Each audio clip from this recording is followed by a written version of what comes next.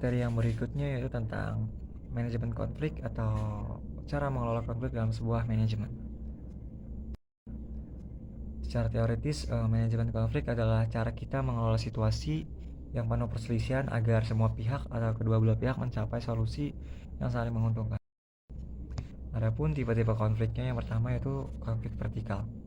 Ini biasanya terjadi antara orang yang punya posisi atau kedudukan yang berbeda dalam sebuah organisasi atau perusahaan. Konflik horizontal. Ini biasanya terjadi antara orang-orang atau tim yang setingkat dalam sebuah perusahaan atau organisasi. Konflik yang ketiga yaitu konflik jenis staff. Ini biasanya sering muncul ketika ada gap antara tim yang menjalankan tugas harian atau tugas dini dengan tim penasehat atau manajemen staff. Adapun tahapan-tahapan manajemen konflik, yang pertama yaitu pencegahan konflik atau prevention. Salah satu cara terbaik untuk mengelola konflik adalah dengan mencegahnya sejak awal atau dari awal. Tahapan yang kedua yaitu identification atau identifikasi konflik. Adalah tahap pertama dalam manajemen konflik yang melibatkan proses mengenali dan memahami konflik yang terjadi.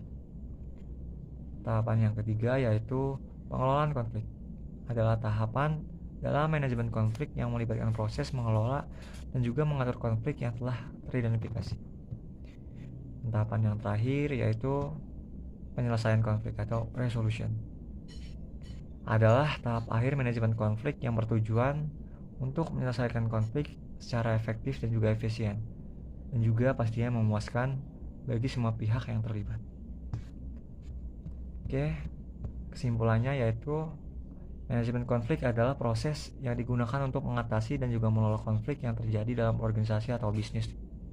Fungsinya antara lain yaitu mencegah timbulnya konflik, mengelola konflik yang sudah terjadi dan juga menyelesaikannya, menghindari kualitas hubungan dan juga mengembangkan keterampilan komunikasi, meningkatkan kemampuan negosiasi dan juga meningkatkan kemampuan juga pastinya dalam mengelola perbedaan dan juga mengembangkan keterampilan dalam mengambil keputusan dan juga meningkatkan kualitas pengambilan keputusan dalam sebuah konflik yang sudah terjadi dalam perusahaan atau organisasi tersebut. Saya akan memaparkan materi tentang pengendalian manajemen. Apa sih pengendalian manajemen, seperti apa strukturnya, dan juga seperti apa prosesnya. Oke, langsung saja ke pengertiannya. Yang pertama, secara teoritis, pengendalian manajemen adalah suatu proses di mana manajemen menjamin bahwa organisasi melaksanakan strateginya dengan efektif dan juga efisien, juga meningkatkan kemampuan. Sistem pengendalian manajemen juga membantu manajemen dalam melaksanakan fungsi perencanaan dan juga pengendalian di dalam perusahaan. Adapun strukturnya, yang pertama yaitu pusat pertanggungjawaban.